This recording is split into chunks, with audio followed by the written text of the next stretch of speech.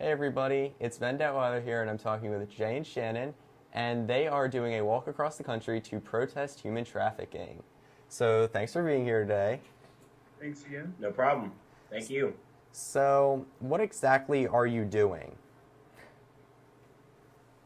We are currently walking across the country from Atlantic City, New Jersey to Los Angeles, California, speaking out against human trafficking, which is forced labor, sex slavery, human trade, etc.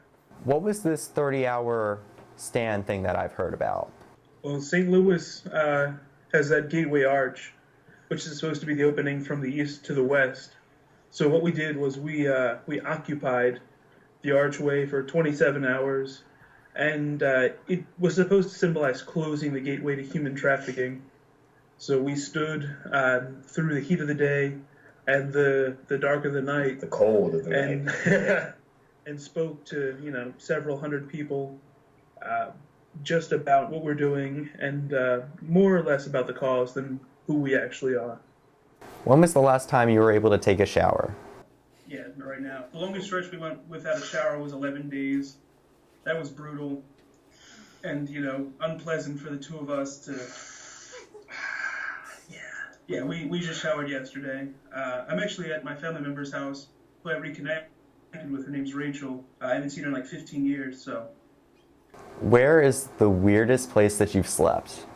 The dumpster has to be, we've slept in some crazy places, but the dumpster is probably Rocky River, Ohio.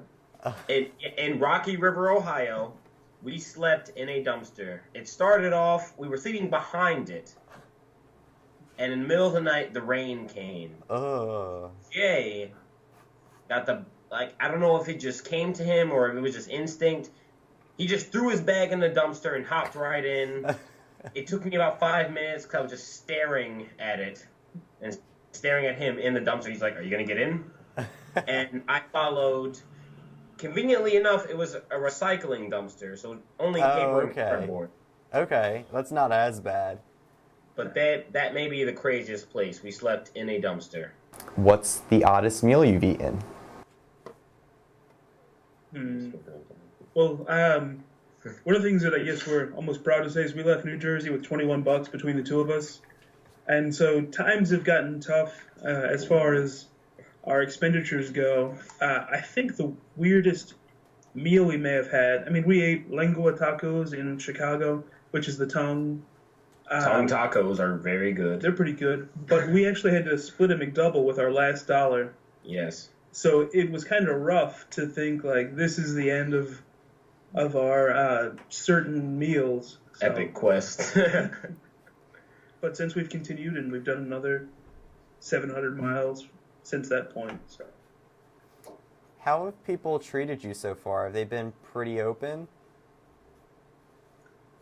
It's a nation of loving people. Say, I can't describe. There are more, and this is coming from someone who left Norristown/Philly very cynical.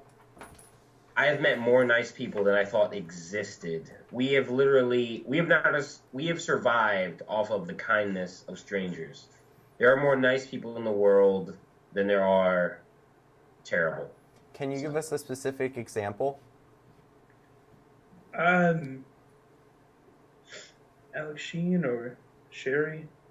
Miss Sherry? Either one, I say you tell the story. All right, well, there's a guy, his name is Alex Sheen, and he left a really, really decent job after his father passed away of cancer to start this nonprofit based on the ideas that his father instilled in him. So at his father's funeral, he handed out a bunch of blank cards that only had typed at the bottom, because I said I would. And what that was his father's, I guess, signature phrase, which was, if he said he was going to do something, he would do it because he said he would. And in one of the most chance encounters, we were walking through Lakewood, Ohio, just outside of Cleveland, and he had just finished a walk across Ohio for the 3 Castro victims. So Ariel Castro, who was sentenced to life in 1,000 years, who had recently hung himself in his cell. What? You're like, I'm sorry. Just the same, he happened to walk behind us back to his car.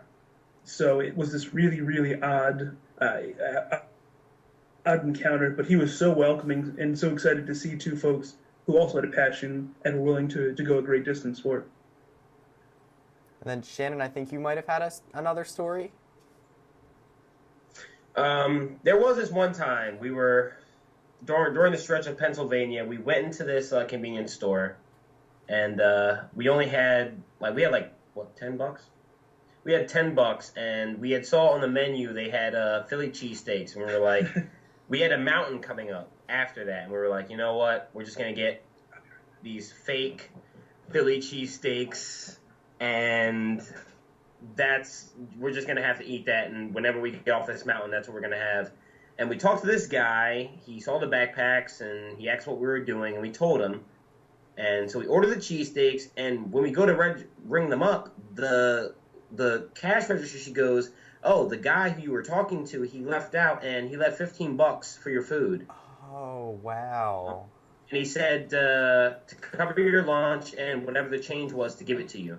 And that kind of thing has happened more than once already. But that was back when we were still in Pennsylvania.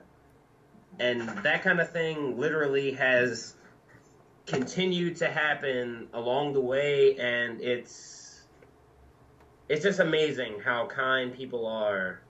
How big of an impact does this have on our society, both locally and nationally? Well, we didn't think, like, we had made a Facebook page where people could follow us, and our big goal was like, oh, wouldn't it be awesome if by Chicago we could, make 500 likes. And we met Alex Sheen, who started Because I Said I Would, in Ohio, and he had posted about what we were doing on Reddit, and from that, we went from like 369 likes to over 6,000 in like 24 hours. So I guess the impact that we've had so far, at least in different areas, locally back in Norristown, a few more folks know about it. Yeah. But certainly as we go from town to town, we find someone who asks us what we're doing, or we speak to them, like when we spoke at the Air Force in St. Louis, and folks who had no idea what human trafficking was. So nationally, we're networking with people in every state and meeting up with survivors and different coalitions that are focused on ending human trafficking. So it's sort of building, I guess, up to the next step, which is being active versus just educating. How can we track your progress? You can. Our Facebook page is called Long Road to Freedom. It should be pretty easy to find because it's a picture of us.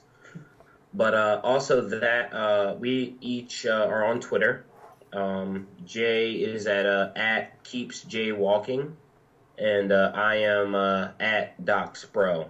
So via Twitter, Facebook is probably the best way to follow the journey because there's like facts and pictures and where we'll be next and links to different stuff. So the Facebook page is probably the best way to follow the journey. Okay, well, thanks for joining us today. No problem. Thank you.